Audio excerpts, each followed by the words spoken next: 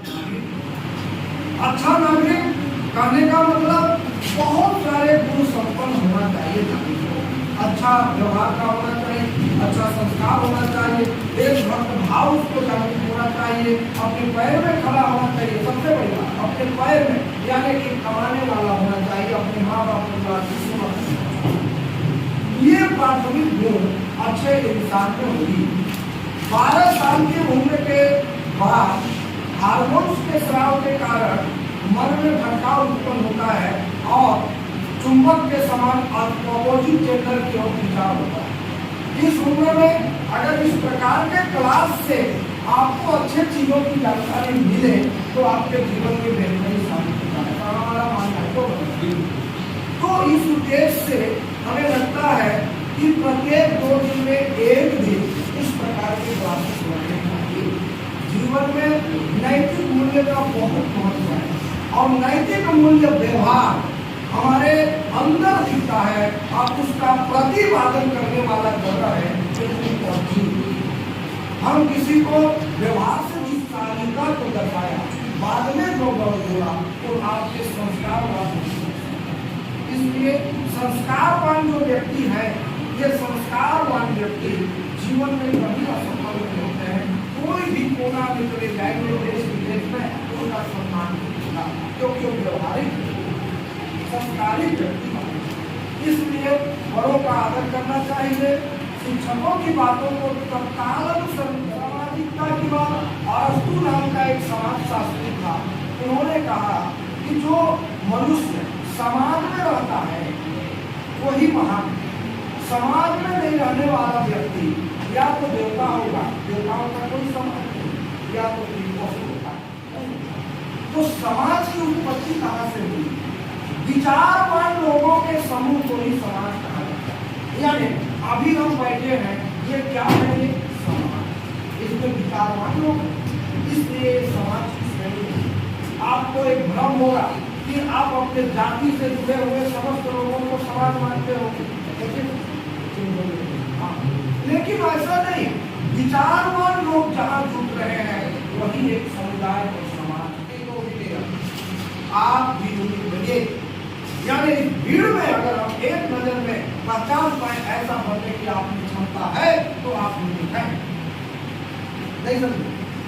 अगर मैंने इस भीड़ को देखा या मनन सर ने देखा और आपको पहचान गए कि अरे ये अच्छा बोलती है, बहुत बार इसका देखा, ये लड़का ठीक है, बहुत क्या, ऐसा अगर हम सोच पाए तो आपका नाम भी हमें उठा कर याद होगा और आपके लिए वो आने वाले जीवन के लिए बहुत ही लाभप्रद होगा। इसी विश्वास के साथ मैं सबको भी दो शब्द बोले और इस पर विचार करके गहन रूप से ये बात मैं इनसे जो है आप जैसे बच्चों के सानिध्य में बोलने के लिए अवसर देता हो और आप अपना विचार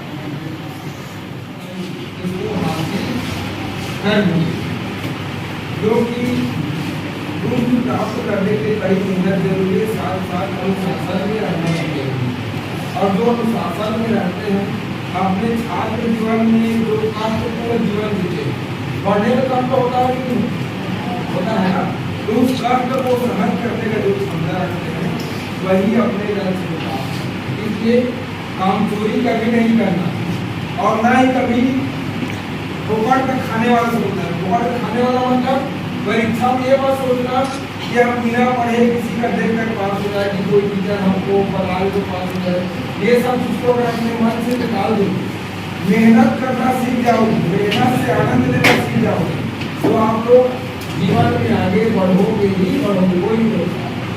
मेरा सिद्धांत मेरे को लगता है कई बार जैसे रास्ते में कुछ गिरा जाता है और देख लेता हूँ, मेरे को लगता है कि कोई मेरा परीक्षा ले रहे हैं, ये आदमी रुकेगा और उठा लेगा, मतलब एक लालच होता है ना।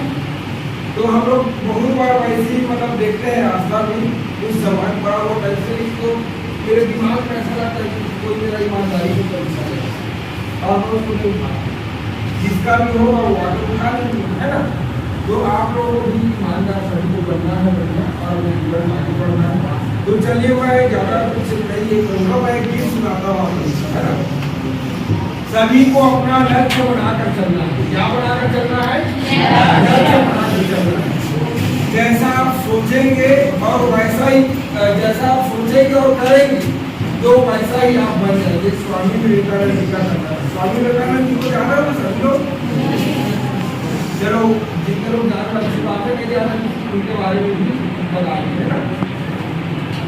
तो जैसा सोचोगे तुम वैसा बन जाओगे। उसी पर एक गाना है, जैसा सोचोगे तुम वैसा बन जाओगे, जैसा कर्म होगा वैसा फल पाओगे। अगर जैसा आप लोग सोचोगे वैसा बन जाओगे और जैसा कर्म करोगे वैसा फल पाओगे। अगर अच्छा कर्म करोगे, सकारात्मक कर्म करोगे जो फायदेमंद हो आपके लिए भी दूसरे के लिए है ना, बन जाओगे। जैसा कर्म होगा वैसा फल पाओगे। श्रेष्ठ कर्म का आधार है उनका दर्शन। यही जीवन का सार है, यही जीवन का सार है। जैसा सोचोगे तुम वैसा बन जाओगे, जैसा कर्म होगा वैसा फल पाओगे। चलो आज इतना ही सुनाता हूँ इसलिए है ना, एक अभी और भी है, बाकी और भी। तीर शास्त्र मनुष्य से भी जल निकलेगा, कोशिश कर फल निकलेगा, फल निकलेगा।